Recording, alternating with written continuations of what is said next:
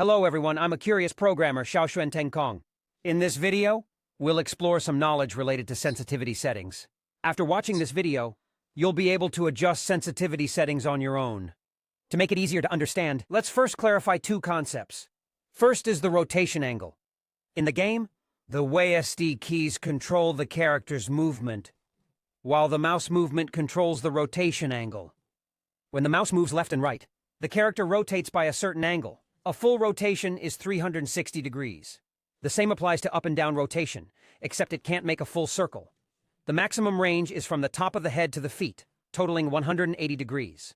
Sensitivity is the key factor that affects this rotation angle. At a fixed mouse movement distance, the higher the sensitivity, the greater the angle of rotation. Similarly, if you want to achieve a fixed rotation angle, the higher the sensitivity, the shorter the distance the mouse needs to move. In this video, we'll analyze two of the most critical sensitivity settings: vertical sensitivity enhancement and aiming mode sensitivity.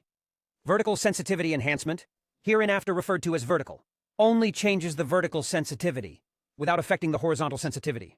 The adjustment range is from 0 to 2. Aiming mode sensitivity, hereinafter referred to as aiming, refers to the sensitivity when the right mouse button is pressed to aim. Adjusting it changes both the horizontal and vertical sensitivities. The adjustment range is from 0 to 100. So what is the effect of a setting from 0 to 2? And what is the effect of a setting from 0 to 100? Let's perform some experiments. First, test the vertical setting.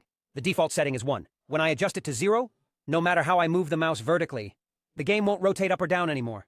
This means the sensitivity effect has been reduced to 0%.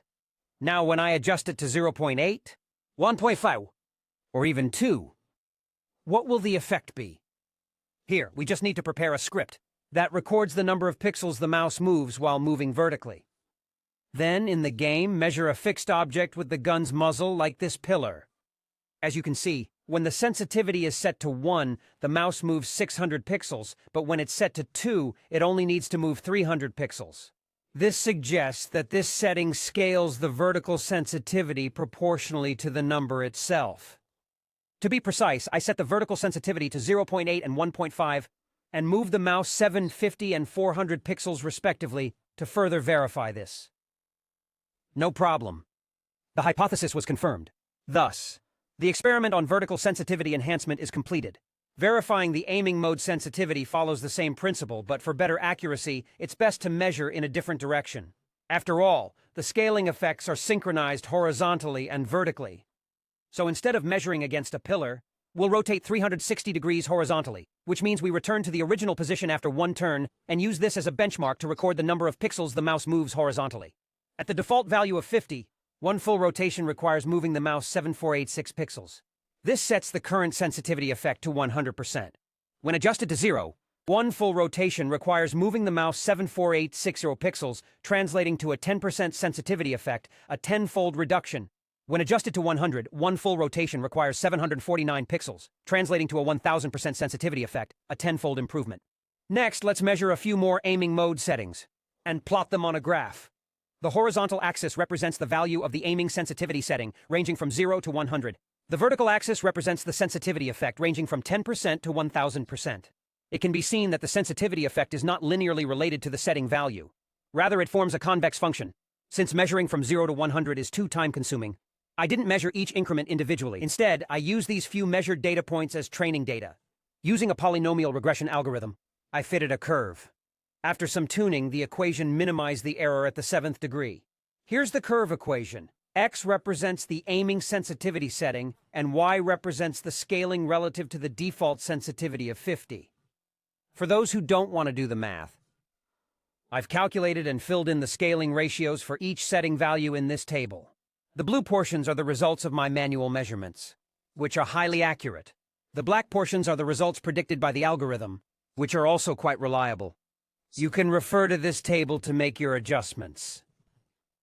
To summarize, the vertical sensitivity setting will change your vertical sensitivity by that proportion. However, the maximum increase is limited to 200%. Aiming sensitivity can scale both horizontal and vertical sensitivity simultaneously, ranging from 10% to 1000%. The combined effect of the vertical and aiming sensitivity settings is multiplicative. Regarding the use of data, let's look at two examples.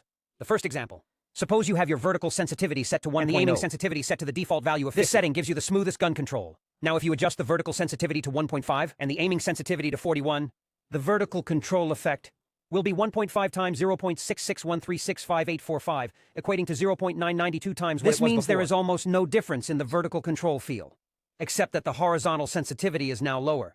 The second example, suppose you previously set the aiming sensitivity to 75 and now you adjust it to 80.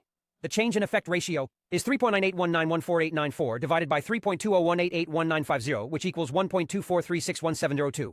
This means an aiming sensitivity of 80 is 1.24361702 times more sensitive than 702 times. This concludes the experiments on in-game sensitivity. I promise not to discuss math in the next video. I'll explain how mouse CPI affects the gaming experience, bridging the logic from hardware to software, enabling you to fine-tune your own settings. See you in the next video.